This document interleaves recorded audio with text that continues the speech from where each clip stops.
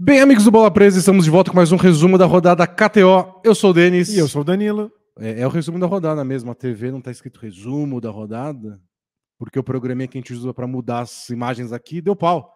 Então ficou cair com a imagem do podcast de ontem.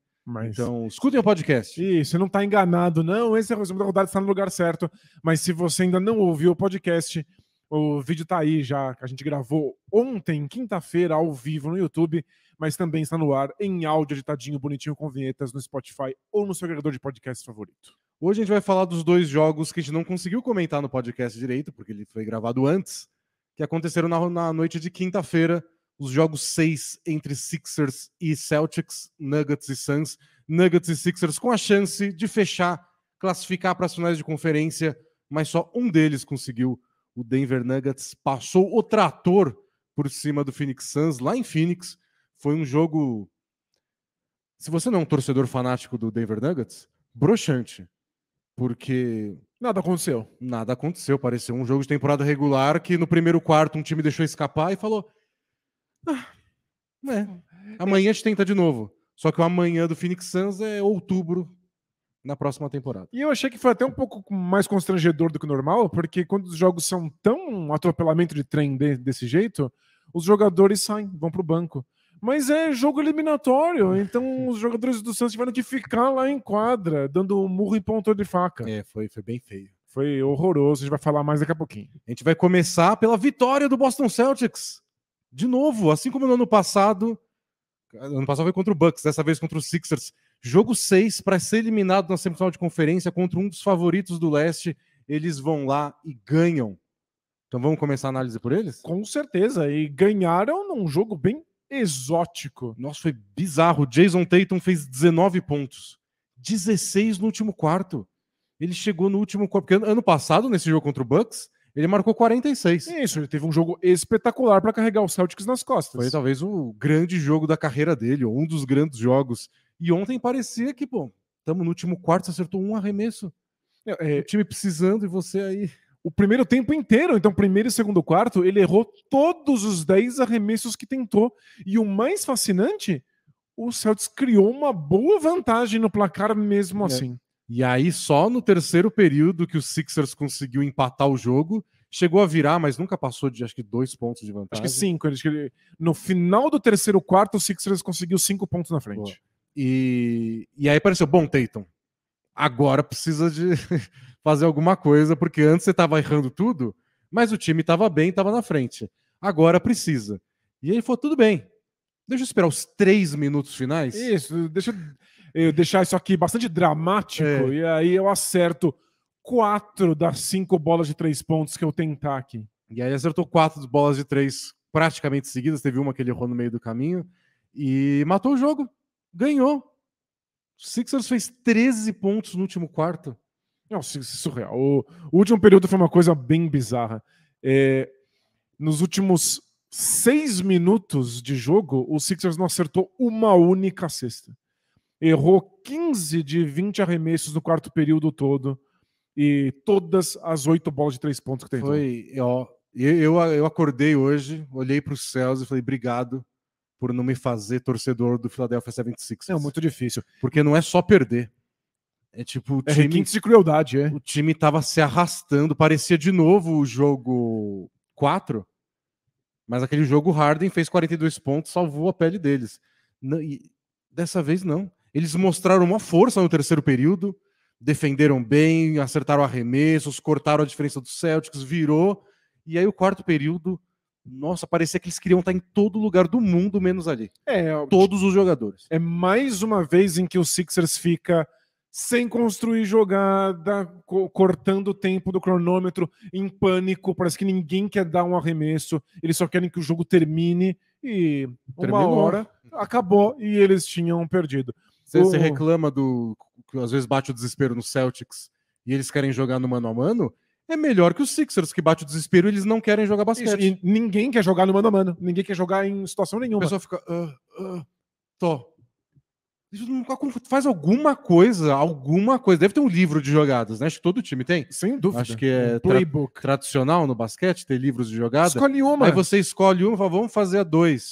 Vamos fazer a punho. Vamos fazer a dedo na cabeça. Eu separei pra gente ver todas as jogadas desse final do Sixers, porque é realmente bizarro. E pra gente comentar uma reclamação do Embiid. O Embiid falou que foi catastrófico esse final e que ele passou os últimos 4 minutos de jogo sem tocar na bola. Não é verdade. Já tô aqui dizendo que é fake caluniador. news. Mentiroso e caluniador. 3 minutos e 50 mais ou menos para terminar, ele deu um arremesso. Ele tocou na bola, deu um arremesso e adivinha.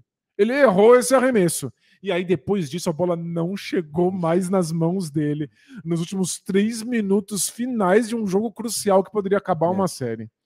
E é claro, você tem toda a razão. O torcedor do Sixers sofre muito, é horroroso. Mas torcedor do Sixers não é flor que se cheire, não. Porque o jogo começou... Ben Simmons mandou você dizer isso? Não, mas o Ben Simmons é um dos grandes exemplos. O jogo começou com uma sequência de 15-3 pro Celtics. A torcida do Sixers já estava vaiando.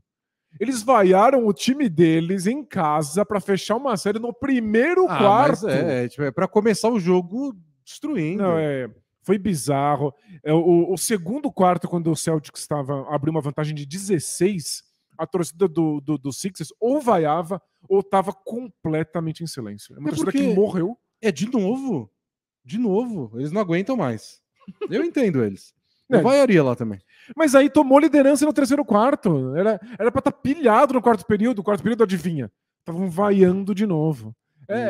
O Sixers não ajuda, mas a torcida não é lá muito calorosa e compreensiva. E a não ser que o Sixers consiga mais uma vitória épica em Boston, no jogo 7, que seria a terceira vitória em Boston só nessa série, essa vai entrar pro hall do Doc Rivers de mais uma série que tava na mão, não na mão igual aquela Clippers e Rockets, que eles estavam ganhando e o Harden foi pro banco porque o Rockets já tinha jogado a toalha e mesmo assim viraram, mas feio pelo jeito que foi, feio porque é um dos papéis do técnico, né? Não deixar o time morrer assim. Eu sei que ele também queria que alguma jogada acontecesse, ele tem que fazer acontecer. Eu trouxe aqui o histórico. O Doc Rivers perdeu 3 séries de playoffs por 3-1, que ele estava vencendo por 3-1 e ele deixou a virada acontecer, e ele perdeu 9 jogos 7 na carreira dele de treinador, 4 mais do que qualquer outro técnico na história da liga. Os times dele têm essa fama de entregar vantagens. Bom, esses Sixers mesmo, aquelas derrotas pro Atlanta Hawks na semifinal de conferência uns anos atrás, perderam o jogo 7 em casa para um time que era claramente pior. E eu achei que foi mais constrangedor porque você espera do técnico uma mudança, alguma coisa que injete vida no time, enquanto o Celtics estava liderando por 16 com o pior jogo que a gente já assistiu da vida do Tatum. Então o Celtics estava dando um jeito. O Celtics conseguiu jogar bem assim por conta de um ajuste, porque entrou com o Robert Williams e o Horford ao mesmo tempo. O time do ano passado, né? Foi e mudou completamente a defesa, tornou a vida do Embiid um inferno. Foi muito mais difícil para os Sixers conseguir aquele pick and roll que eles estavam acostumados, porque agora era... Se o Horford tá marcando o Embiid, ele não precisa mais abaixar as mãos e convidar para meia distância. Ele pode ir para cima, ele pode contestar, porque se ele for batido no drible, tem o Robert Williams atrás. E o Robert Williams é a mesma coisa. O Robert Williams saiu pulando nos arremessos do Embiid, porque o Al Horford estava lá na cobertura. E a gente comentou no podcast ontem de como o Joe Mazzulla, técnico do Celtics, estava hesitando muito na questão do Robert Williams. Não tinha encontrado ainda o lugar para ele. Porque às vezes que ele botava o Robert Williams em quadra, era no lugar do Al Horford, e a ideia não era marcar o Embiid. Ele deixava o Grant Williams no Embiid, às vezes o Marcus Smart mesmo que seja. E deixava o Robert Williams no PJ Tucker, porque é o cara que você quer deixar livre e ele pode ficar na cobertura. Aí o Sixers ia lá, tirava o PJ Tucker, botava o Niang ou outro arremessador. E fala, putz, Robert Williams não pode ficar tão longe assim. Só que se você bota ele no time titular, é tipo, 1 minuto de jogo você vai tirar o PJ Tucker, que é o marcador do Jaylen Brown, para ficar com o Niang vai jogar 40 minutos? Olha, ontem eu não seria tão contra, mas não no lugar do PJ Tucker, no lugar do Tobias Harris, que teve um dos jogos mais ridículos da carreira dele nos playoffs. Foi triste de ver. Ele tentou 7 arremessos, acertou 1, Jogou 42 minutos, saiu de quadra com 2 pontos. É inacreditável. E pouquíssimo agressivo, não queria arremessar, não queria bater para dentro. Então, foi bem complicado, mas foi um desses ajustes que talvez não fosse o ajuste ideal para a série inteira, ter Al Horford e Robert Williams ao mesmo tempo. Nesse jogo, pegou o Sixers de surpresa, o Sixers não sabia como reagir, o ataque do Sixers levou muito tempo até o Niang começar a explorar essa escolha e acertar as bolas de 3 pontos dele. O Niang teve que entrar em quadra depois e teve a parte ofensiva, né? Algumas infiltrações que o Celtics conseguiu e que não precisavam só do passe para fora. Que é interessante, mas tiveram várias pontes aéreas do Marcus Smart para o Robert Williams. Você cria outro tipo de arremesso também. O Celtics muitas vezes tem sucesso ofensivo também com o Robert Williams, embora ele seja especialista em defesa. Isso, então deu muito certo. Foi o ajuste que manteve o Celtics na frente a maior parte do jogo, apesar do jogo horroroso do Tatum. E aí, quando o Tatum acordou e a gente soma isso aos Sixers que tradicionalmente morre de medo de quartos períodos apertados, e aí foi só um desastre bem constrangedor. Faltava 2 minutos para acabar o jogo, tinha torcedor do Sixers levantando e indo embora. Tem que pichar o CT agora. É, gente que realmente não acredita que o time consegue fazer uma mudança num minuto decisivo. Foi bem difícil. A moral desses Sixers para um jogo 7 é terrível. E eles vinham de 2 vitórias. Uma que eles não... que eles jogaram bem, quase jogaram no lixo o jogo, e aí se recuperaram no final. Que foi o jogo 4 foi uma montanha-russa de emoções. A gente viu o melhor dos Sixers, o pior dos Sixers, mas saiu com a vitória. Aí o jogo 5 foi a melhor versão deles. Então, não tem razão para isso, sabe? A gente tá falando de moral, a moral deles tinha que estar lá em cima ontem. Pois é. A gente vem de 2 vitórias seguidas, a última foi nosso melhor jogo na série, na situação mais crítica, série empatada fora de casa, a gente mostrou o nosso melhor, e agora sumiu a confiança? Não, e o bizarro Bateu o apavoro? É que, bate o apavoro quando eles estão no melhor momento deles no jogo. É quando eles finalmente conseguiram a liderança, eles entram no quarto período, o Tatum acertou uma bola de 3 pontos, acabou toda a confiança que o time tem. Sei lá, esse time é inexplicável. E o Tatum, é que isso aí a gente já conhecia, né? Confiança não falta. Isso. Ele é o princípio Kobe Bryant. Assim, eu errei meus últimos 20 arremessos, certamente eu vou acertar o 21º. Essa confiança irrestrita no fato de que ele é talentoso e o próximo arremesso vai cair. A gente vê o lado ruim disso às vezes, de ele forçar arremessos difíceis em momentos críticos e dar errado. Dá pra ganhar jogo assim. Eles fecharam a série contra o Hawks assim. O jogo 6 também chegou nos minutos finais apertados e o Tatum e o Jaylen Brown e o Al Horford acertaram arremessos difíceis e aí acabou o jogo, acabou a série, ganhamos. E ontem foi isso. Chegou no fim do jogo, ele tentou 3, 4 arremessos difíceis com marcação na cara, acertou, acabou o jogo. E é muito engraçado. É tentador demais, demais. Você fica assistindo o começo do jogo, com o Tatum errando os 10 primeiros arremessos no primeiro tempo, e ele tá tentando arremessos de mano a mano com as trocas de marcação que o Sixers tá fazendo desde do jogo passado. E aí ele fala, é o Harden, eu preciso arremessar. Dá um arremesso completamente estúpido e aí a bola não entra. E aí no quarto período você vê que ele acertou esses arremessos, você deve pensar aí. Ele aprendeu a lição, né? Ele tá dando arremessos mais livres, mais equilibrados, trabalhando a bola.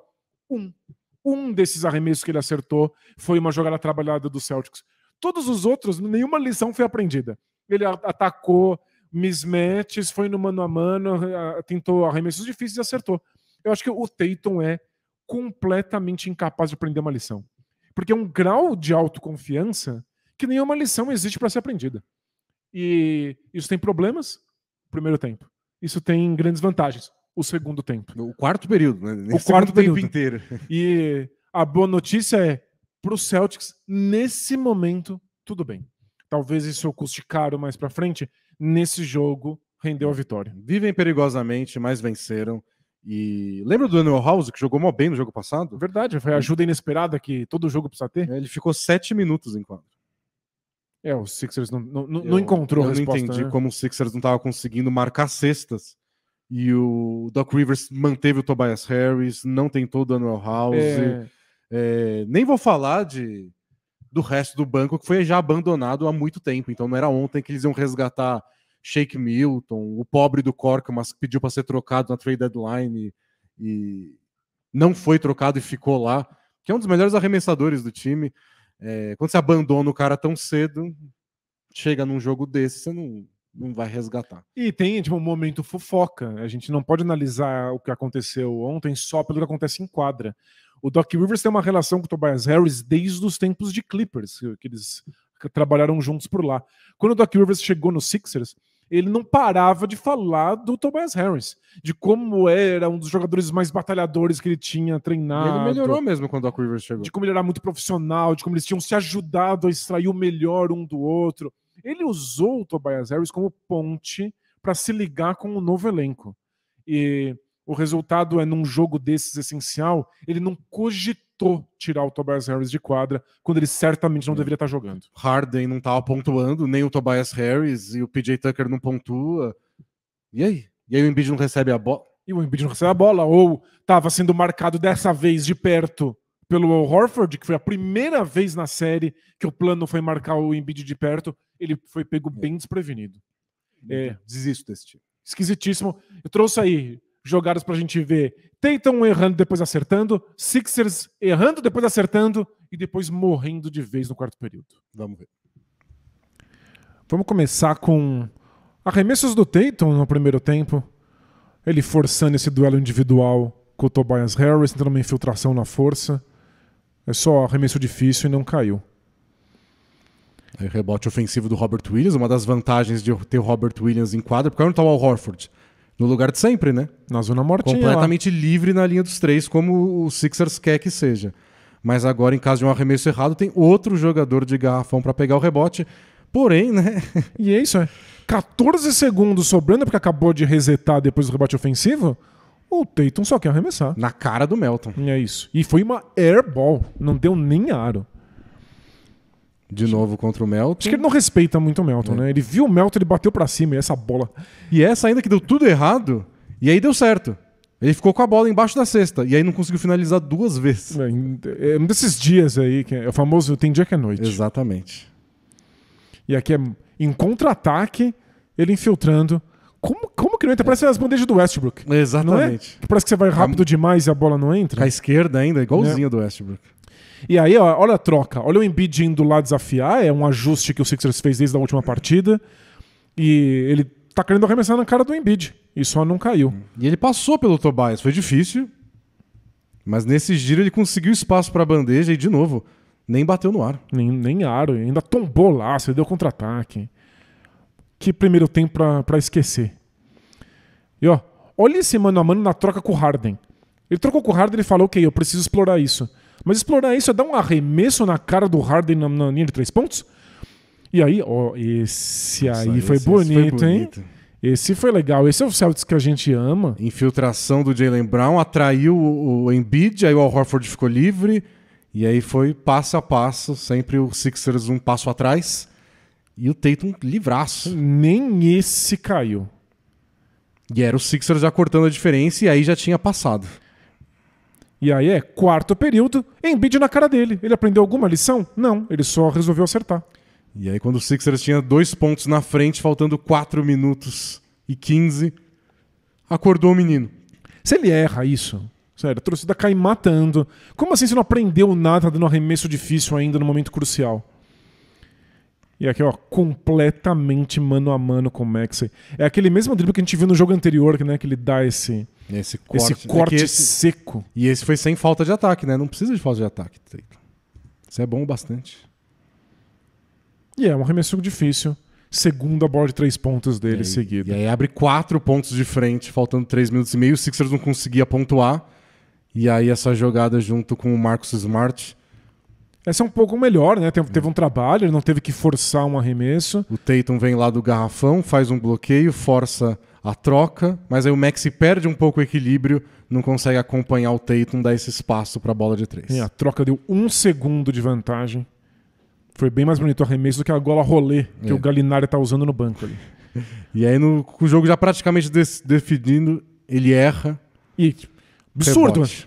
Absurdo. Mas Esse rebote de ataque foi o que matou de fato o jogo. E de novo, na cara do Embiid, igual ele fez o jogo inteiro. Isso, Algumas caíram, outras não, mas o importante foi Al Horford pegou o rebote de ataque. E aqui a gente vai ver aí momentos de draga do Sixers. Volta a jogar pra gente ver onde tá o Al Horford e onde tá o Robert Williams. Olha que legal. O Al Horford tá acompanhando, mas aí quem tá na cobertura é o Robert Williams. Fica só muito mais difícil essa infiltração. Parece que ele tá contendo a infiltração do Maxey, mas o Maxey passa do lado dele e ele deixa. Isso, porque o Al Horford está no Embiid. A ideia é não deixar mais o Embiid livre para dar os arremessos de média e longa distância depois do trauma do jogo anterior. E a opção de passe do Maxey seria o PJ Tucker por cima do Robert Williams. Era melhor tentar a bandeja e errou. De novo, o Al Horford dessa vez, volta lá, olha a mãozinha do Al Horford. Ao invés de voltar pro garrafão, como a gente tem visto durante toda a série, nesse momento, ele já coloca a mão no Embiid, ó. Deixa o Robert Williams cuidar do garrafão. Tipo, o Al Horford faz o drop até a linha do lance livre. Aí ele para o drop. Isso. E aí o Robert Williams tá lá ignorando o PJ Tucker, aí depois ele pula pra contestar. Isso, aí se a bola vai pro PJ Tucker, aí é mais difícil, o PJ Tucker precisa acertar, precisa querer arremessar, etc. Mas é isso. O Horford dessa vez pulando no arremesso de meia distância. Mão na cara. Essa é a liberdade que o Robert Williams trouxe pra ele. E aí, Jaylen Brown dobrando. De novo, o Jaylen Brown dobra e o Robert Williams tá atrás. Depois ele tem que sair do garrafão um pouquinho. E é por isso que o Embiid não tenta ir pra cima. E olha esse rebote. Tem o Horford e o Robert Williams juntos. É muito mais difícil pro Embiid. Você lembra o Al Horford marcando tão de perto um arremesso do Embiid essa série toda? Ele tava dando muito mais liberdade na meia distância. Aqui de novo, meia distância. Al Horford super ativo, balançando as duas mãos, pulando no arremesso. Não deu nem aro. O Embiid pegou completamente de surpresa nessa.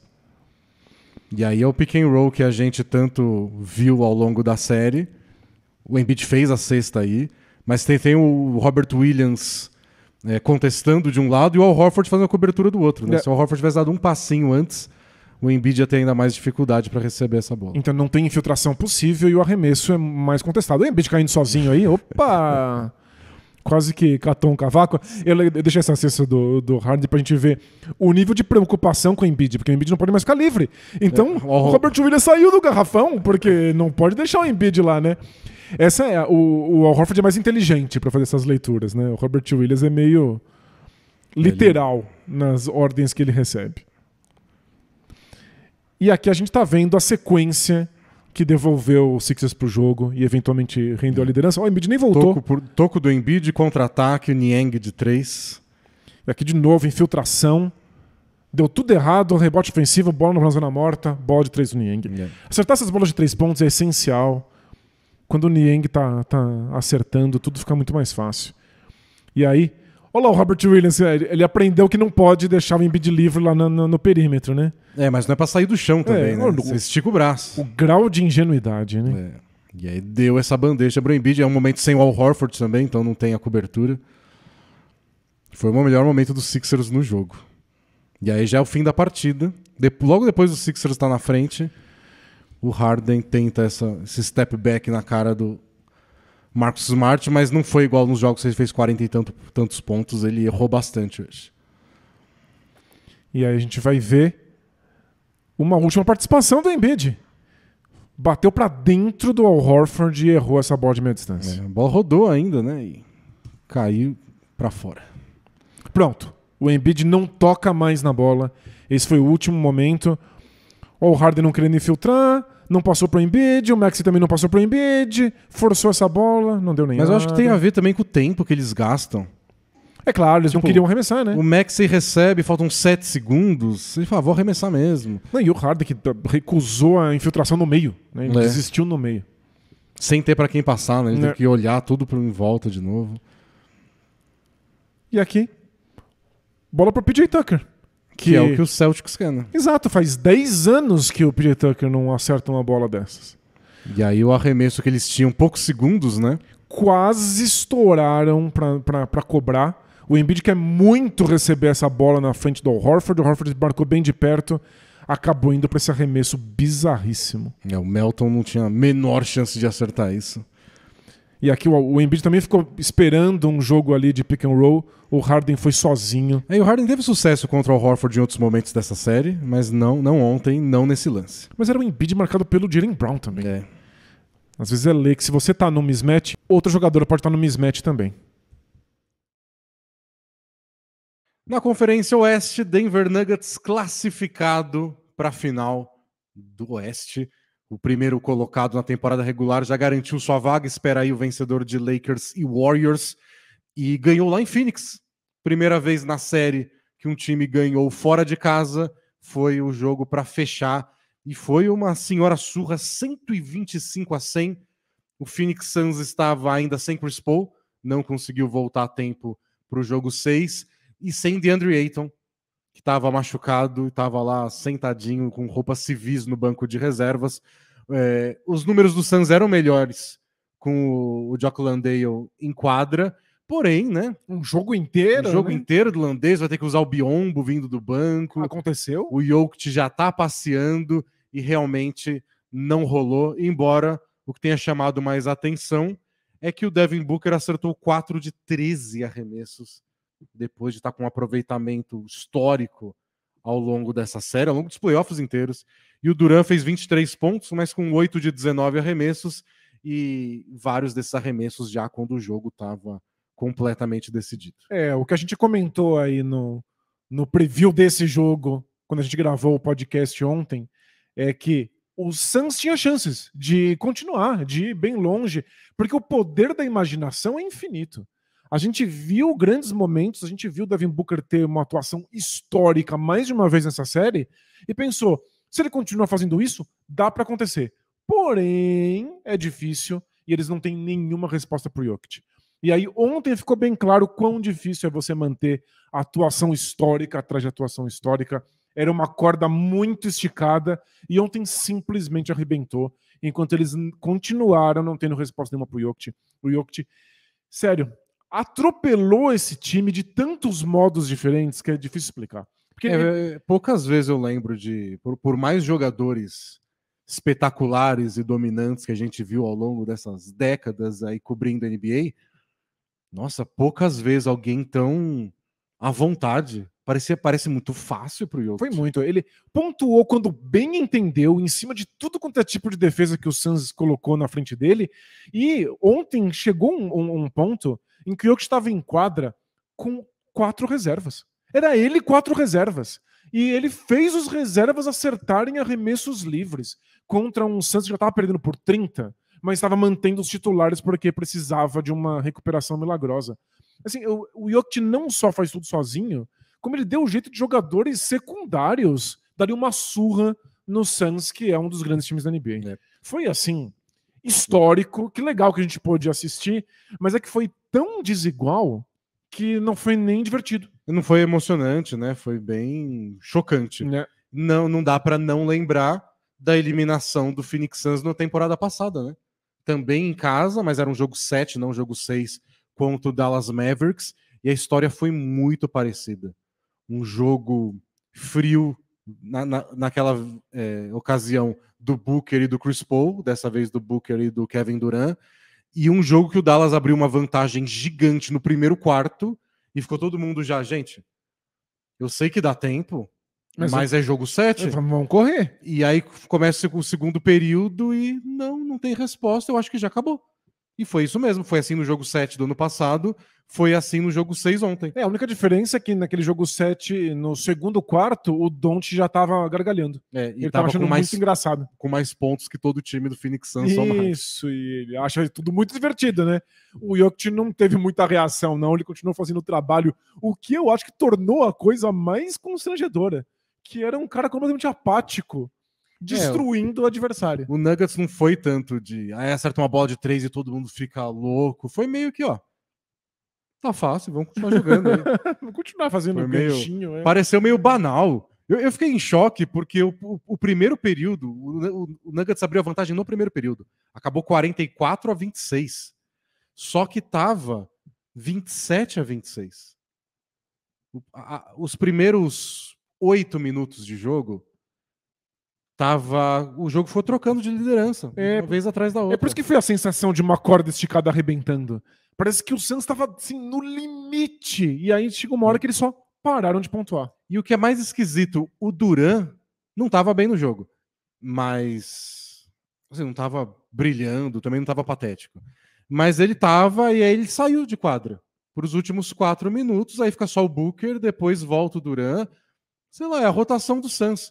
Só que aí ele saiu de quadra com o placar 27-26 e não voltou até o fim do primeiro período. Ele voltou no começo do segundo, quando estava 44-26. Surreal, a diferença estava com 20 pontos. E aí, é isso, foi um 18-0 que o Durant não estava em quadra. Aí o Durant errou os 4 dos primeiros 5 arremessos que ele tentou no segundo quarto. Já estava em 30. E já estava em 20 e tantos pontos a diferença. Né? Então, foi tão rápido, foi 3 minutos e meio, assim, 4 minutos. A margem de erro é minúscula, né? E o Durant nem tava lá. E nesse período aí, nesses 3 minutos e meio, 4 minutos, o Durant não voltou, o Monty Williams não pediu tempo, ficou aquele grupinho que tava lá em quadra e o jogo acabou ali. Poderia não ter acabado, o Durant podia voltar e dar uma resposta, mas não deu. Então, depois que o Nuggets chegou a abrir 15, foi até mais, né? Mas quando bateu em 15 no final do primeiro período, nunca mais baixou de 15. Chegou em 32, aí baixou para 20, aí foi para 25, que é onde acabou, mas nunca chegou menos de 15. O resto completo do jogo inteiro. É isso, né? Tava ali parelho. Quando você afrouxa um pouquinho porque alguém precisa sentar, o jogo termina. Foi isso. Os 3 minutinhos que o Durant sentou no banco, ele assistiu uma aula do Jokic e nunca mais teve partida. Ficou pensando se o Monty Williams não tá arrependido, se não devia ter parado o jogo. Aí você começa a entender o Thibodeau. Por que o Thibodeau não sentou o Jalen Brunson? Porque eu não posso deixar a corda estourar. Exatamente, é. Porque é arriscado demais. Se eu entrar numa diferença de 15 pontos, é mais fácil ela virar 30 do que eu tirar essa diferença. E eles já estão sem o Ayton, já estão sem o Chris Paul. O Cameron Payne jogou mó bem ontem. Engraçado, teria sido um massacre ainda pior se não tivesse sido o jogo da vida do Cameron Payne. Que estava arremessando porque ninguém mais estava acertando nada. Durante a sequência, eu comecei a me incomodar. Tipo, cara, pede um tempo. Só tem que esfriar. Eu comecei a lembrar do Okudala, falei, pede um tempo, põe o Durant de volta, já tá em 12, 13 e pronto, chegou em 18, não tem mais volta. E o Booker dando bico de aro. Exausto, né? Ele tomou um tocaço na última bola do primeiro quarto. Foi triste pro Suns, foi bem constrangedor. Foi um jogo desmoralizante, desses jogos que chacoalham o elenco. Porém, a gente tem que lembrar que o Durant chegou bem tarde na temporada, chegou lesionado, demorou um tempão para entrar no time. É um time que fala o tempo inteiro de que ainda falta muito trabalho para que eles possam se entrosar e fazer essa máquina funcionar. Então, nada drástico vai acontecer nesse Suns por um tempo, mas certamente eles vão lembrar dessa derrota junto com a derrota do Dallas Mavericks. Não garantiria o nada drástico, porque eu acho que há chances do Ayton não continuar. Isso é verdade. Porque o clima tá meio assim, e acho que trocar o Ayton, acho que seria drástico. Vai ser criando um clima terrível. O Chris Paul não deve sair, porque salário alto com quase 40 anos de idade, vai ficar aí. Booker e Durant é a base do time, mas acho que qualquer chacoalhão que vai ter para trazer coadjuvantes, dar uma reformulada, passa pelo Ayton, porque o clima tá terrível. Perfeito, acho que faz muito sentido. Mas a gente vai discutir isso no podcast da semana que vem, que é a despedida dos eliminados. Por hoje, essa é a análise. O jogo acabou muito cedo. Não aconteceu nada de muito diferente taticamente. O Nuggets ficou lá cozinhando o jogo depois que abriu 20 e tantos de vantagem. O Suns nunca teve resposta. O único plano que eles tiveram foi: a gente vai pontuar mais do que o Nuggets, vai ter partidas históricas do Devin Booker. Não foi isso. Teve que sentar para fazer um xixi. Acabou.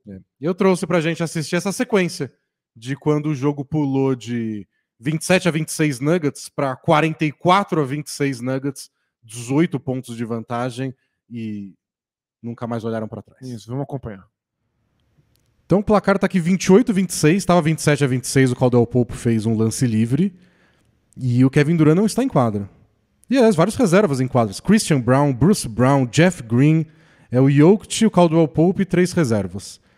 E aí o Caldwell Pope passa pro Jeff Green e fala, vou arremessar. Credo. Talvez não. Horroroso. Só que olha o que o Jokic transforma isso num belíssimo handoff. Ó. Né? Num handoff de futebol americano. Que deixa o Caldwell Pope livre, ele acerta e começa a sequência mortal do Nuggets. Acabou de transformar lixo em ouro. É. E aí o Booker, é o Booker agora, né? O Durant tá fora, o Ayton não tá jogando, ele passa pelo Christian Brown, tem a cobertura do Jokic que dá um tapa na bola.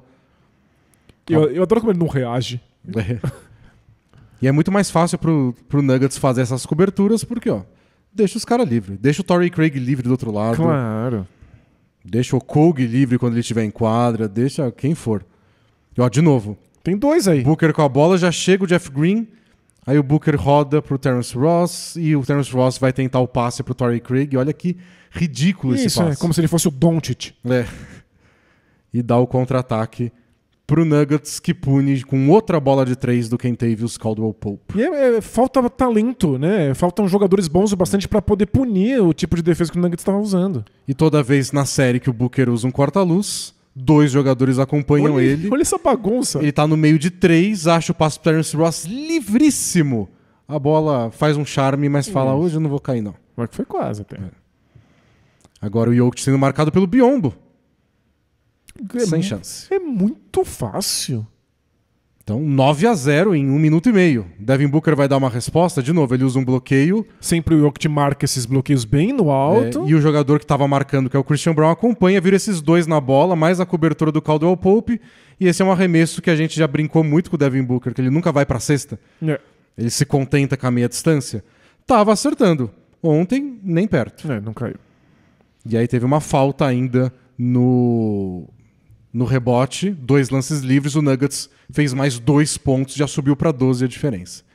O Suns volta para o ataque, o Terrence Ross vai para um mano a mano contra o Caldwell Pope. Nenhum medo disso. E aí é a vez do Nuggets ir para o ataque, o Bruce Brown ataca o Booker no mano a mano, consegue um arremesso aí no meio do garrafão, erra, mas o Biyombo não consegue tirar nem rebote da mão do Jokic. Olha isso. Se o Biyombo não tivesse aí, teria feito 0 diferença. E aí agora o Cameron Payne com a bola. Ele que estava quente, chegou na meia distância, foi um tratamento meio igual eles davam no Chris Paul, né? De drop mesmo. Isso, deixa arremessar de meia distância. Olha, quando é o Booker, o Jokic está lá em cima. Quando é o Payne, ele está lá embaixo. Tenta aí, vai Payne. Nem isso. E aí é a vez do Nuggets ir pro ataque. De novo o joguinho em dupla do Caldwell Pope contra o Jokic. E olha o que ele faz com o Terrence Ross. Nossa, olha o que ele faz com o Terrence Ross. Olha onde ele começou esse giro. Ele tá longe pra caramba. Ele chega embaixo da cesta pra fazer. É só um massacre. E aí o Booker tenta responder. No meio de 3. E aí chega por trás o Bruce Brown e dá um tocaço. Olha a quantidade de jogadores do Suns livres. Ele tem 3 jogadores livres no perímetro, na bola de 3 pontos. E 1 jogador livre embaixo da cesta. São 4 jogadores atacando ele aqui. Aí o Caldwell Pope recua. Mas o Bruce Brown dá o toco por trás e vira ataque do Nuggets com mais faltas. E aí é que é no segundo tempo, quando o placar já tá em 20 pontos, é só aí que o Durant volta. E bom, Durant, você tem que responder. E o Aaron Gordon faz o que ele faz. Tenta atrapalhar ao máximo, também vem cobertura igual nos arremessos do Booker. Olha o Bruce Brown vindo, olha o Christian Brown na frente dele. E se atrapalhou. Vê se ele acerta ou erra. Errou uma. Agora ele ataca de novo outra cobertura do Bruce Brown impedindo a infiltração, forçando o arremesso de meia distância. O Durant acertou várias dessa ao longo da série. Ontem não. É bem marcado, mas é um arremesso que ele é capaz. E aí se o Durant não tá dando essa resposta no momento mais crítico do jogo, aqui foi quando o Caldwell Pope deu um tapão na bola. E é o que todo mundo diz, né? É melhor marcar o Durant com caras mais baixos do que ele, pra permitir esse tipo de coisa. Se o Durant não tá acertando esse tipo de arremesso, cadê a reação? Não tem reação. Olha o Jokic dando um tapa na bola, o Durant não consegue, aí no meio de 4 não consegue a falta. E é isso. O jogo já olha o placar. Se dá pra deixar todo mundo livre e colocar 4 caras no Durant na meia distância, vai ser difícil acertar. Maldição bola presa KTO para a gente encerrar o episódio de hoje. Ontem falhamos? Falhamos. A gente apostou no Sixers e no Suns, né? Isso. Tá difícil. Foi isso. Porque já apostou no Sixers como a KTO garantiu que o Celtics não era zebra. Isso. E a gente apostou no Celtic e falou, não, agora vamos apostar no Suns para não apostar em 2 zebras. A gente quis apostar numa zebra e não... Escolheu uma favorito. zebra errada. A gente acertou que ia ser uma zebra e um favorito. Puxa, parabéns, hein? Nossa, que Legal, vitória, né? hein? Vitórias morais. São passos para o sucesso, né, Antetokounmpo? Essa é a minha jornada na KTO. Passos para um sucesso. De 3 em 3 reais, acaba o dinheiro do mundo. Mas não fracasso, que não tem fracasso, não. Hoje o Miami Heat é favorito para encerrar a série contra o Knicks, paga 1,44 contra 2,85 do Knicks. E na outra partida, KTO não me deixa na mão. O Lakers é favorito para fechar a série em casa, paga 1,71 contra 2,20 do Warriors. Então é mais parelho que Heat e Knicks, mas o Lakers tem algum favoritismo. Vou tirar esse curativo autoadesivo de uma vez e dizer que eu acho que o Lakers fecha essa série.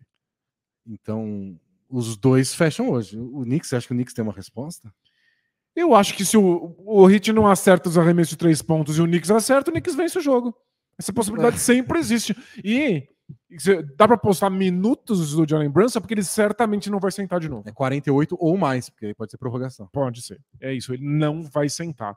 Eu acho que o Knicks tem grandes chances. Grandes? Grandes chances. É que não sei, eu achei que o Heat tá sendo melhor ao longo da série. Sem dúvida. Mas disparado, os piores jogos do Knicks foram os dois em Miami. Certamente o Heat é favorito. O Heat é o time que está comandando essa série. Mas as bolas de 3 pontos às vezes não caem. Às vezes é por 1/4, às vezes é por 2, às vezes é por 3. E o Knicks, por outro lado, às vezes acerta as bolas de 3. Só precisa dessa combinação. E eu acho que essa combinação acabou de acontecer, pode acontecer de novo. Então você quer apostar no Knicks? Não. Você quer apostar no Heat? Não, tô brincando. Eu acho que o Knicks tem mais chance de vencer do que a KTO tá achando nesse momento. E é nessas horas que a gente papa um dinheirinho. Faz tempo que a gente não papa um dinheirinho. Pois é, justamente por isso que a gente precisa arriscar um pouquinho. Nossos 3 reais vão virar 14 se essa sua previsão acontecer.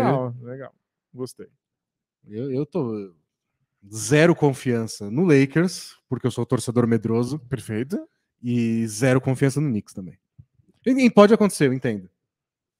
Mas não me passou confiança ao longo da série inteira. Não, sem dúvida o Heat é favorito. Mas vai ser, de qualquer maneira, dramático. Deve ser um jogo divertido. E a gente vai estar aqui amanhã para comentar como esses jogos foram com o nosso resumo da rodada KTO diário. Porém, amanhã é o dia da mudança do Danilo, lembra? Isso, vou estar lá carregando caixa de geladeira nas costas. E a mudança tem que ser de manhã, regras do prédio, não tem o que fazer, e outro apartamento já tem que entregar. Então amanhã a gente vai gravar mais tarde, não vai entrar na hora do almoço, vai entrar no começo da tarde. Aí você almoça mais tarde e não tem jogo no sábado. Isso. Então não vai embolar com jogo nenhum, então esteja avisado, amanhã tem resumo, só que não no horário de sempre. Perfeito. Então conta pra gente aí nos comentários que você está almoçando hoje e amanhã conta o que você estiver jantando. O importante é estar sempre ingerindo aí um alimento saudável nesse momento que a gente te faz companhia.